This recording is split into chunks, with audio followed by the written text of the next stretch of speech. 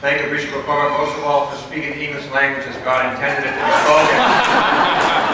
Dave Kahn, and I'll get some closed captions for the English impaired. Our Father. Keep it going.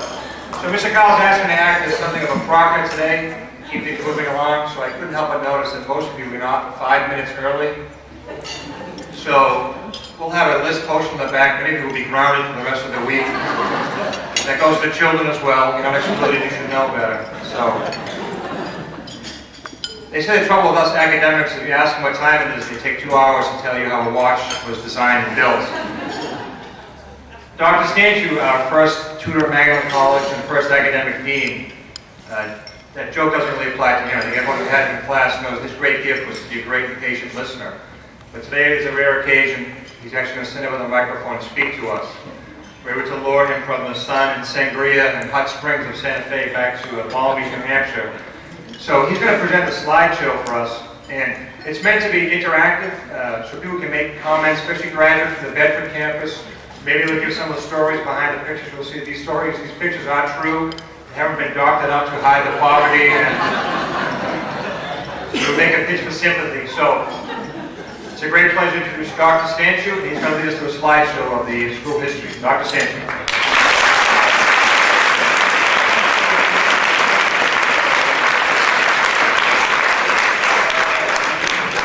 Well, thank you very much. I don't see how an inarticulate Romanian can follow these two Irishmen. But I'll try to do my very best.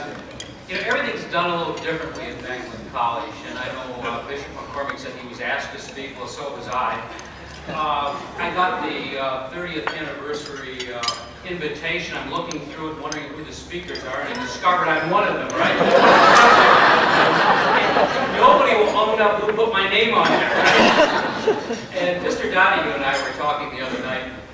We tutors are terrible at giving lectures, right? We're good at asking questions and directing dialogue, so you'll have to bear with me a bit. And I was telling one of my friends in Santa Fe that I was going to give this address, and he told me this little story, which I'm going to try to use and see how it works, right?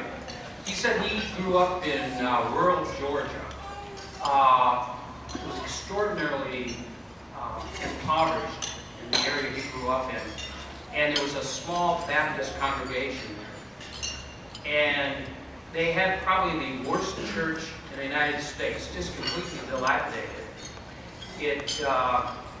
The plumbing barely worked, the electricity would always go out, but the very worst thing was, every time it rained, as you know, it rains a lot in Georgia, the clapboard had very little paint on it, and it would become soaked, and the structure of the building was becoming weakened. So the church elders decided they have to paint the church, they have no choice. So they passed the collection plate around on Sunday to get a few bills and a couple coins. So that's not enough. So they tried the next Sunday.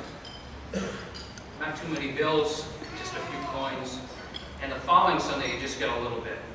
So the elders get together and say, all right, here's what we're going to do. We'll buy a little bit of paint and a lot of paint thinner, and we'll paint the building. So they do that. And they finish it on a Saturday afternoon. Well, it starts to rain Saturday night, and it pours. It's the storm of the century. So when they get there, Sunday morning, they see all the paint has washed off the church. And they're sitting around deciding what to do, and a lightning bolt strikes in front of the church, and a big black cloud forms. And out of this cloud comes this deep, booming voice, repaint and thin no more.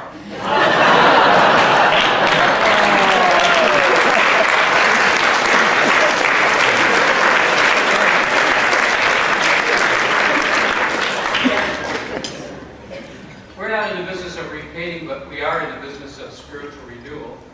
And we don't want to dilute that either. And that's really what the college has stood for these last 30 years.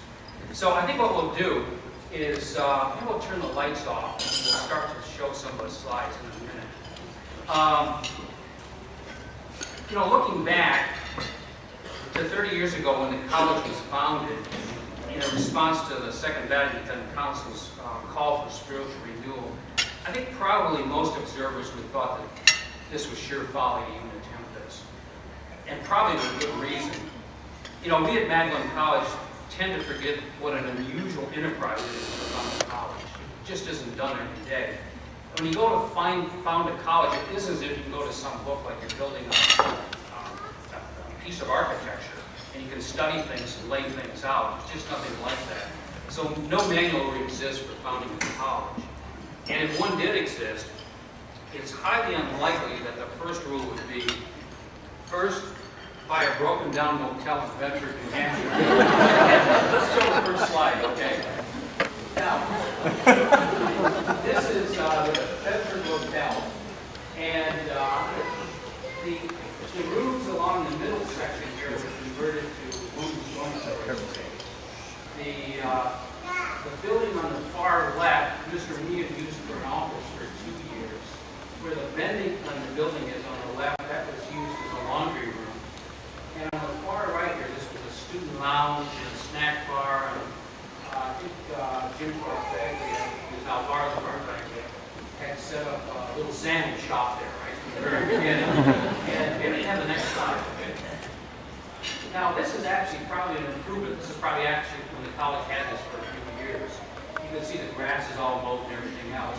This was, at one point, it was the office for the Bedford Motel. And I think the Dales, who owned the motel, lived in that space above there. When the college took over this property, this had all kinds of functions. The administration offices were in the ground floor at one point. There was also a classroom building. Upstairs were faculty office space. Over in the far left, you see a little white door. That was a library. It was converted from a third floor garage. Okay. As I mentioned, the property was bought from Mr. Dick Dale. He was the owner of the motel. He was desperate to get out of the hospitality business, so he sold the property to Magdalen College and was willing to carry the mortgage. However, the Bedford Motel was booked with guests until September, many of whom were attending the American Legion World Series held in Manchester, New Hampshire. As a result, the three founders of the college, Dr. Peter Sampo, Mr. Francis Boucher, and Mr. John Meehan, found themselves in the motel business, okay, for 4 months. So they had to plan on. I'll have the next slide here, right? This is a slide of Dr. Sampo, who's in the middle. The 1, 2, 3, 4, 5 of the Coulter brothers all attended college at one point. And I think that's Mr. Meehan in the back. And a very young Mr. Meehan. Okay. And Dr. Sampo was the chairman of the political science department at St. Anselm's College before he became the president of Magdalen College. Maybe have the next slide. This is a picture of Mr. Francis Boucher. He was a former student of Dr. Sampo's. Here and he's the owner of Manchester Memorial and became the first executive vice president of the college. Here he is talking with a student. Mr. Sampo loved to talk with students and go on for hours and hours talking philosophy. And yeah, he was really wonderful student. We're going to see the next slide. I'm not sure what it is. Oh, this is the first interview class of whatever it was, 1974, 8, right? And that's Mr. Meehan. This was, I think, 2 motel rooms. The partition was knocked down, made into a tutorial room.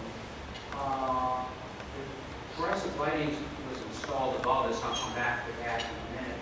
You can see a closet in the back. Anyways, we may do a lot of stuff, right? It was pretty minimal, okay? Sure. Second to left, nickel. Second to right, All right. Sure. Oh, here we go.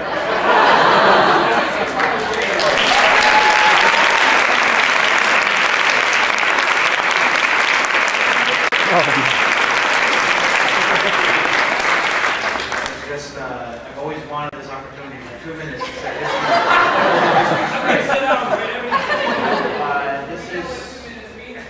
This is a biology class somewhere in the afternoon. There's Mr. Meehan in the middle. Jim goes off to the left. The second student there's Now Barbara Coulter, Elaine Berger, Jeff Boucher. Over here, Sue Rupel, who's now Sue Mozzarella. Myself with a long sideburn, checkered jacket in the 1970s. This is September 1974. After that, is a little girl who didn't graduate, other fellow didn't graduate, another one didn't graduate, and then Timothy Coulter, who was very involved in the school, and as part of, I guess it's the first class. We met, just like Doctor had mentioned, it was a Tuesday night somewhere in September. We were 15, I think, when we started, and graduated 7, and that's the first class.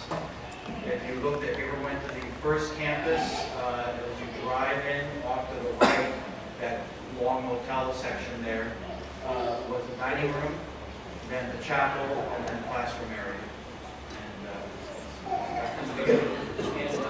Let's show the next slide, because I think we'll see what the father was saying.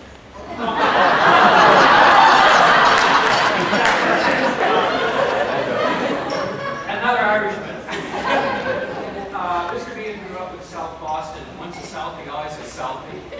The only person that could beat Mr. Bean in pool was Tim Mahar. He was a class of 1987. Tim worked hard to beat Mr. Bean. He was able to do it. Now, let's see. Why don't we show the next slide? This is what. Now, I'm going to come to people stand here. This was a board, the early boards. But first, why don't you describe where things were here? Yeah, maybe a little hard to see from here. Oh, I can remember, I think some people here would know, there's Attorney St. Pierre over to the left. There's Mr. Boucher in the back there to the left. I don't know, there's Vic Chaput, who was very involved with the school from the beginning. Lyman Stebbins off to the right, the founder of Catholic Center for the Faith. And there's John Mina, and another gentleman I don't know, the priest. That was, I think, a little after, my graduation. My father Bradley. Oh, okay. Yeah, that's very good. And if you look at this building, kind of directly behind that tree was a kitchen, dining room, men's dormitories, and as Mr. Gill was pointing out to me, we didn't have bunk beds, we had triple bunk beds, right? We didn't have no room. Then there was some classroom space, part of the lab. And to the right here, this was a library. Mr. Chaput was a genius in mechanical things. We had several patents. I had wired up all those classroom buildings and everything worked, but then Mr. Chaput informed me that I had violated all the building codes. So I had to rewire everything to make sure it was up to building code. Let's take a look at the next one, all right? Oh,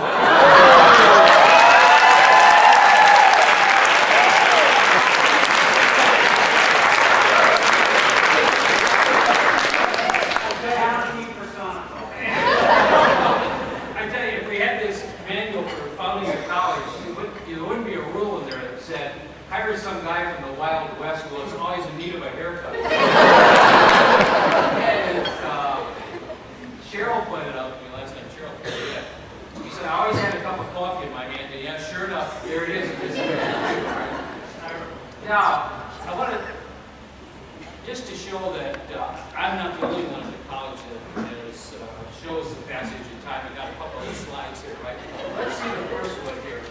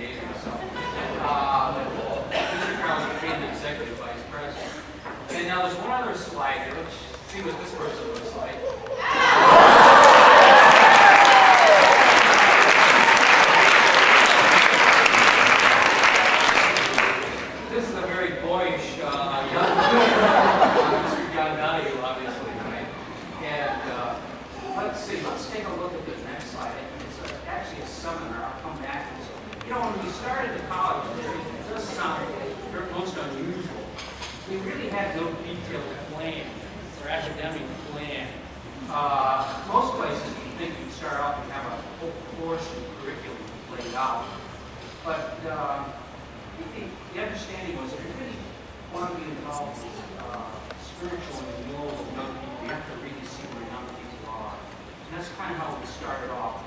The founders knew that there are some general failings in higher education. Generally, higher education is a lecture system, kind of pre-digested classics that are given to people, or topics that are really arcane, have nothing to do with living. So we adopted teaching using primary text, often called the great books, and the Socratic method of instruction. And we reviewed the curriculum essentially every week. But within a month, we saw this is really the way to proceed. Students really become intellectually alive.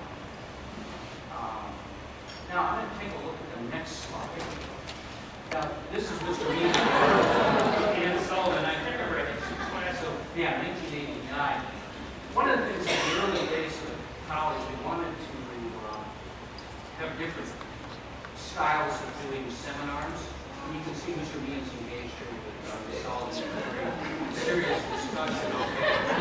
Now, if you look at the next one, you'll see me bubbling along.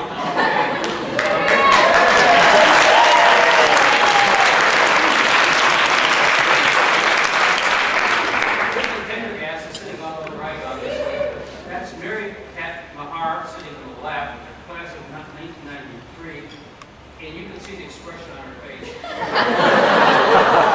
Wow, that's the dumbest thing I've ever done.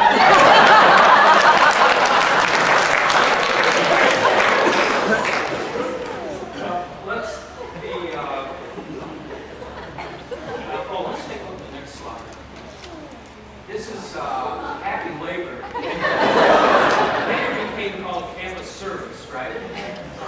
As most of you know, campus service is all students are engaged in campus service, whether they pay full tuition or not. There's some dispute why this was adopted. Some of us are saying money, another one was, no, it was a great intellectual plan, right? But one of the effects of this was that it not only kept tuition low for students, right?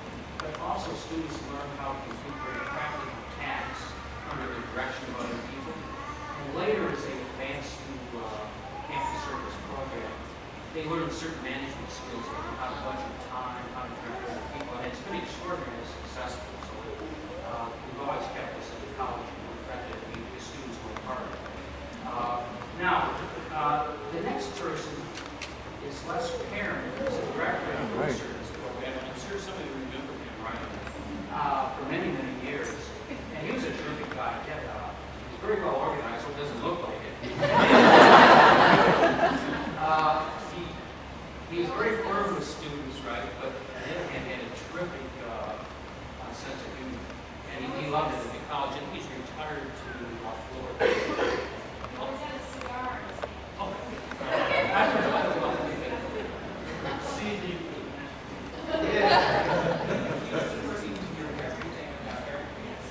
Yes.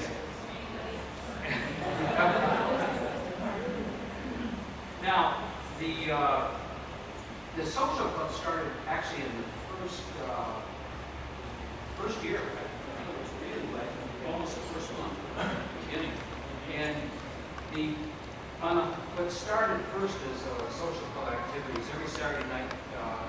Carl would show movies, classic American movies, and we'd eat popcorn, right? And here's a picture of. We'll see the next one here. Guess who that is? Playing the accordion. It's Carl. And in the back is Mr. Mead at the piano. I don't know if some of you know this, but he plays the piano extraordinarily well back here. And see, I think Jim Hickle. Yes, how many were there? That was the first parents' weekend. Yeah, the college was always involved in music, but fortunately the level was pretty straight. So,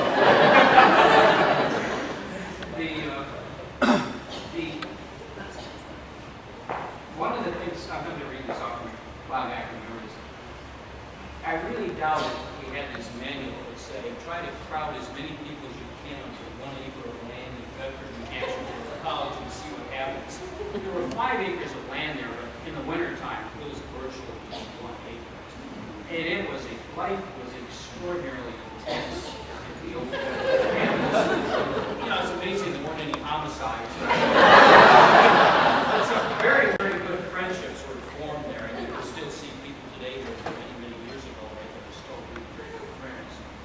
At some point, because life was just too intense there, and also because the facilities were just couldn't really be improved, the board voted to move to college, and that was in May 6, 1988. The trustees voted to relocate to college, and we really did look for some place that was rural. I'll come back to that in a minute.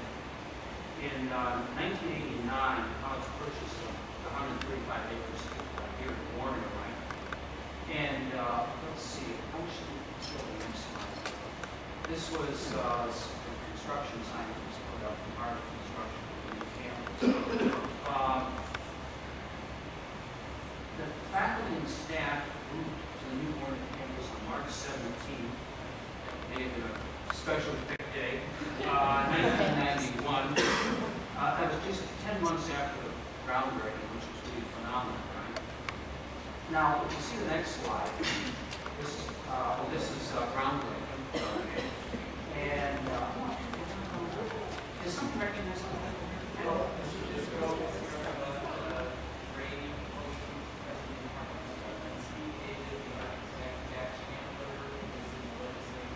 Tom Selleck on the right? Yeah. Dan Ritchie was working with development, and Dr. Stanciu in the middle, and Dan Ritchie was working with development, and Dave Colbert was working with library, and Tom Selleck. So we can see the next slide. So just 10 months later, the college was open. Now this was not March 17th, right? This is obviously taken, looks like in the fall. When we moved to the Warner campus, it must have been at least 2 feet of snow on the ground. Some of the walkways weren't in, so I remember carrying books and up my famous futon through about 2.5 feet of snow to the faculty offices. And let's see the next slide. This is again one of the, well, as many of you know, this is a tutorial building. There's 2 tutorial rooms here. There's a building directly across from this. One of the things, when we moved up there, it was really very strange. None of us really believed the new campus was for real, because we were so used to living in the Bedford campus. And you know, for like the first month, we must have walked around on tiptoes and spoke quietly, afraid we're going to shatter this dream, right? Let's see the next slide. I'm not sure what we have. Oh, this is again the world setting we gave. This was picked for many reasons. I think part of it was partly become isolated from contemporary American culture and contemporary American politics, to have a quiet, peaceful place to reflect upon what it means to live like well, what spiritual life means. There was very little solitude, chance for silence on the old campus. Let's see the next one. This is probably a fall shot also. It's really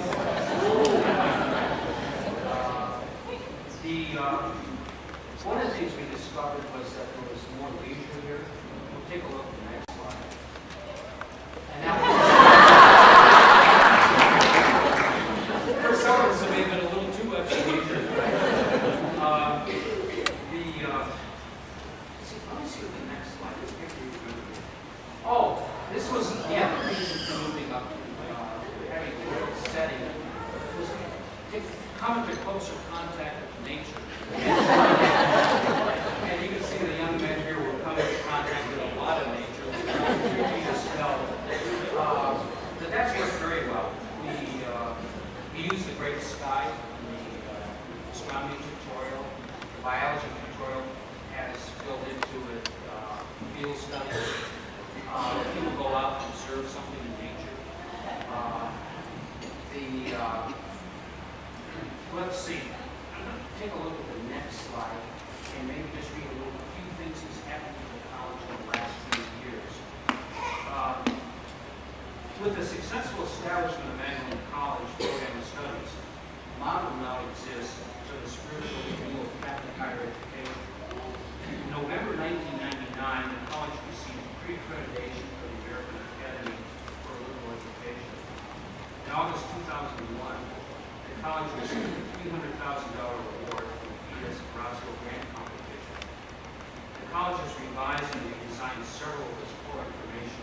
documents. I think this picture is something like it occurs on the cover of the new catalog. In April 2002, the college was featured on EWTN's program Life on the Rock, which has an international viewing audience of 80 million.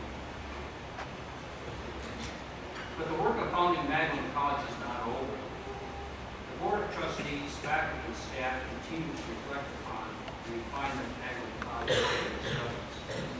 Among the goals set for the near horizon are increasing endowments for scholarships, enlarging the student body to 120, constructing a permanent administration building with scheduled completion in 2006. In conclusion, the success of Magdalen College resulted not from blindly following fixed rules in some manual for higher education, but from people, from a dedicated board, from a self-sacrificing faculty and staff, from enthusiastic students, and from generous supporters and benefactors like yourselves. Thank you very much.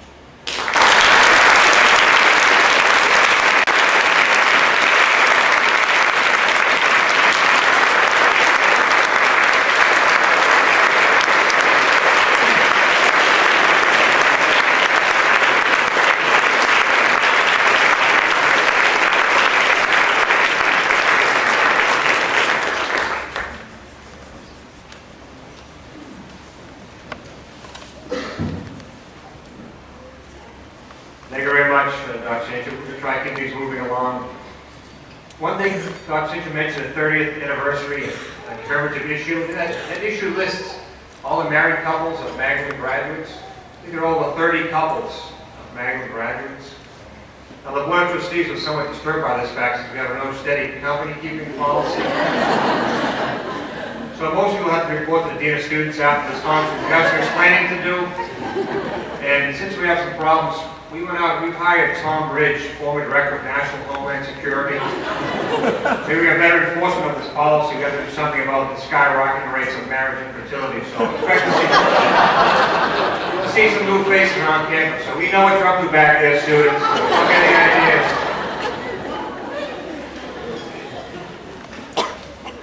Next, Mr. Paul Sullivan is going to make a small announcement and presentation about the alumni. Paul this morning wasn't really in speaking condition after he had another heartbreaking Boston Red Sox loss last night. But we made an emergency call to Fisher McCormick as a good Bostonian. He knows how to recover quickly from these heartbreaks from the Red Sox. So Paul was able to sit up and take a little nourishment, and I think he's actually able to speak now. So, let's hear a warm welcome to everyone's Uncle Paul, Mr. Paul Sullivan.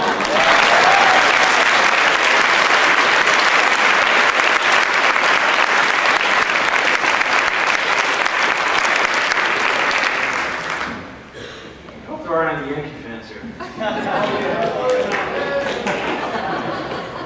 Well, I had a 4-hour speech prepared, but I had to cut it back because we're running out of time.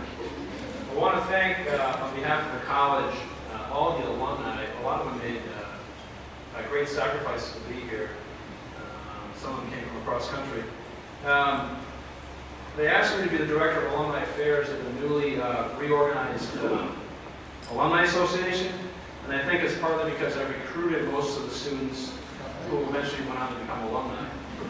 So I think they're expecting me to recruit our alumni to donate to their alma mater. So we'll see how successful we are. I just want to give a real brief history of the Alumni Association. In the late 1970s, several alumni got together to form an alumni association. They held annual reunions. They raised some money for a little project at the college. They kept each other informed about what was going on at the college through an alumni association newsletter. One example of a project they raised money for was the students will remember the antique video projector you still use. I think it was about $2,000 brand new. Anyway, that was one of the projects. However, the association was established apart from the college and apart from the Board of Trustees, so it had to be reorganized and approved by the board, even though it did continue to operate maybe more unofficially in small ways. For the last 4 years, there's been an annual reunion each summer for the alumni, as well as an alumni career day during the school year. And we invite usually 4 or 5 alumni to come back and speak about their professions to the students and also give the students practical advice about how to apply the education they receive at the college. This summer, 2003, in conjunction with the 30th anniversary, the bylaws of the reorganized Alumni Association were accepted and approved by the Board of Trustees. So the threefold purpose of the association is to encourage the continued fellowship of alumni with one another, to support the educational purposes of the college, and third, to aid the college in its financial growth and development. Membership in the association is open to any graduate of the college, either with a bachelor's degree or associate's degree, or anyone who has completed 2 years of study at the college. Honorary membership may be granted to anyone who has rendered valuable service to the college or association. The officers of the new association will be a chairman, vice chairman, a treasurer, a secretary, and 4 members at large. I'm just going to mention briefly, I think there's 4 people that have been asked, since it's being reorganized for the first year, they were asked by Mr. Carls to start the reorganized association. The chairman of the Alumni Council is Mr. John Gravlin, class of 1994. I don't think he's here today. The vice chairman is Father James Perfaglia, class of 1978. The secretary is Miss Ellen Mahar, class of 2001. And the treasurer is Miss Mary Curley, class of 1980. Okay, and there are a few others that have been invited, and we hope to hear from them soon. Just a couple of priorities for the association this year. Number 1, to spread the word to all the alumni about the reorganization of the association. Number 2, to encourage the participation of as many alumni as possible to come to the annual alumni reunion in 2004. It'll be July 25th. That's going to be the closing event of the 30th anniversary year. Number 3, to raise $100,000 for the Alumni Scholarship Fund by July 2004. And number 4, to help the college recruit 30 freshmen for the fall of 2004 and 100 high schoolers for the 2004 summer youth program. So that is about it. I'd just like to, in conclusion, encourage the alumni to stay involved in this reorganized association to make that a lot easier. I'd like to, just before I leave, I'd like to ask all the alumni who are here to stand up just for a second. Sam included.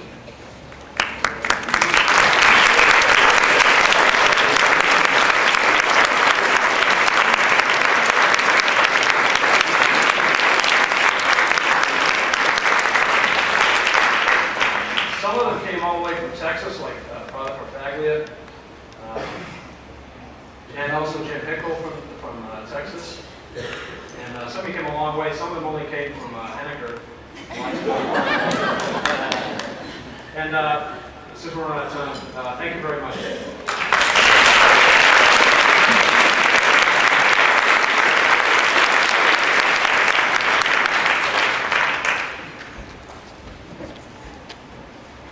Thank you, Paul. We have a news flash here. The world-renowned 30th anniversary Bedford campus excavation. Some interesting projects have been found, products.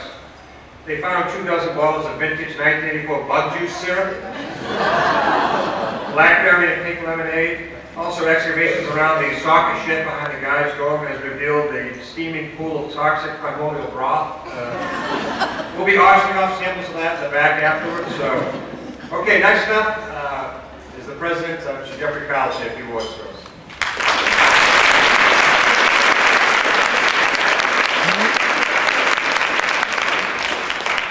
I had a speech, but lucky for you and lucky for me, maybe, I don't have to give it because we're running out of time. So I'll cut it very, very short so that the performance choir can close by giving you the gift of song and music from their heart, which is something that is a key mark or a real mark of Magdalen College's program. First of all, I would like to thank from the bottom of my heart Bishop McCormick for spending the day with us, for celebrating the Mass with us, and for all of the support that he's given to Magdalen College and to me over the time that we have both been in our post together. Thank you very much.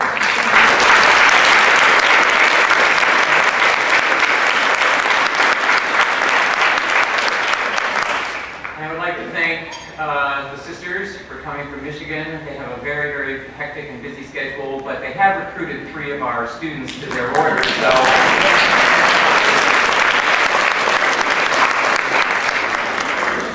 out, girls. They're going to be waiting outside the door after it's over. I'd also like to thank Mr. Jack Disgrove and Marcia Disgrove for all that they have done for the college over the past several years. They are responsible for the Warner campus, so we can't thank them enough.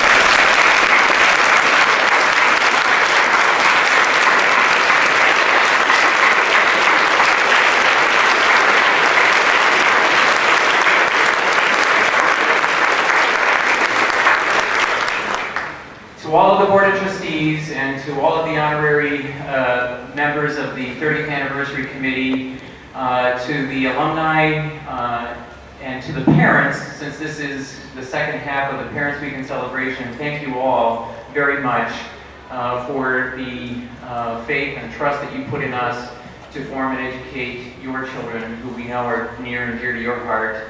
And also to the students for all that they did to make this weekend what it is. Thank you very much. I'm going to stop right there and introduce to you the performance choir, who will sing a couple of songs to bid us farewell under the direction of Mr. Carl Jackson. Thank you all very much.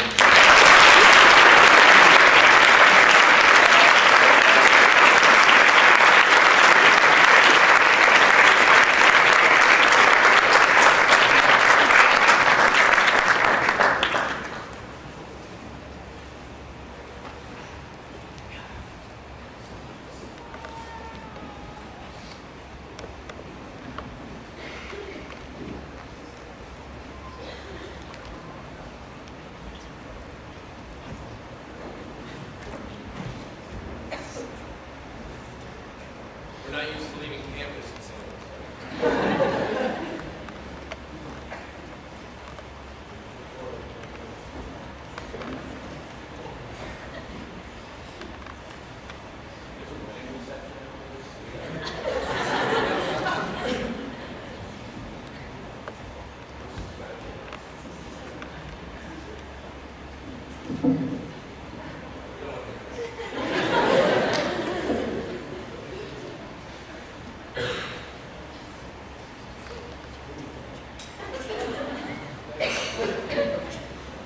First song we have for you, thank you for the warm reception.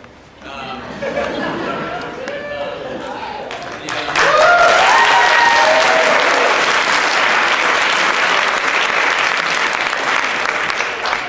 first song we're going to sing for you is called Campus House Races. I know you all know it, so please sing along.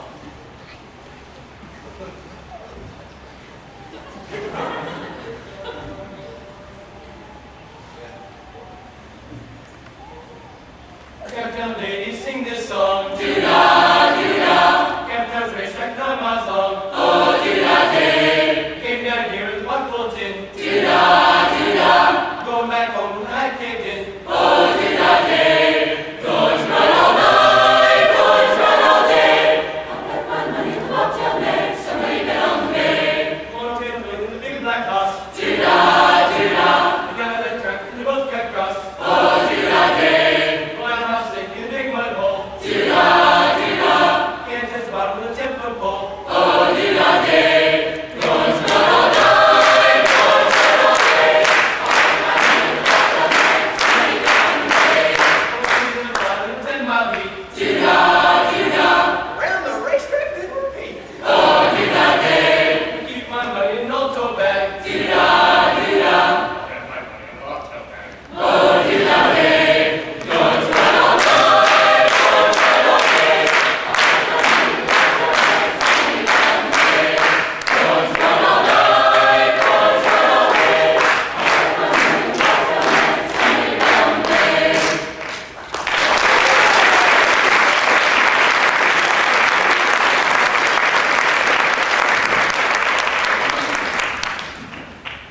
The next song we're going to sing for you is from the worship book, The Standard at Magdalen College. Pardon me. It's called Go Make of All Disciples. It really sums up, I guess, the evangelical spirit that we try to cultivate in all the students and employees.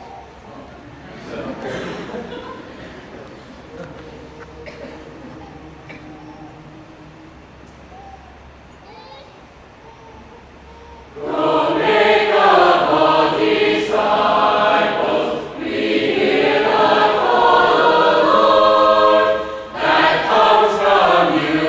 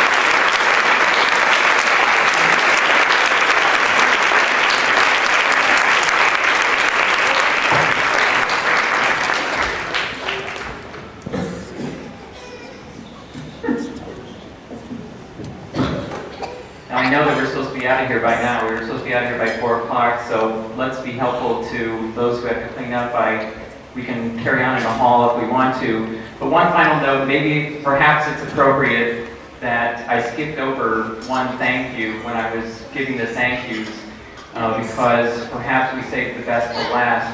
And that is, I would really like to thank Dr. Stanciu and Ann Stanciu for coming all the way from Santa Fe, New Mexico to provide the slideshow and to be with us today. Thank you very much.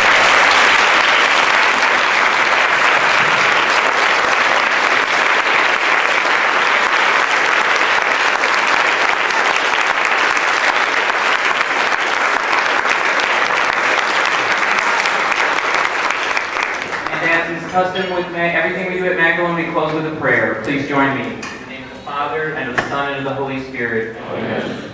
Hail Mary, full of grace, the Lord is with thee. Blessed art thou among women, and blessed is the fruit of thy womb, Jesus.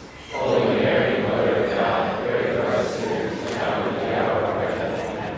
Our Lady, Queen of Apostles, Pray for us. Thank you all. Good night.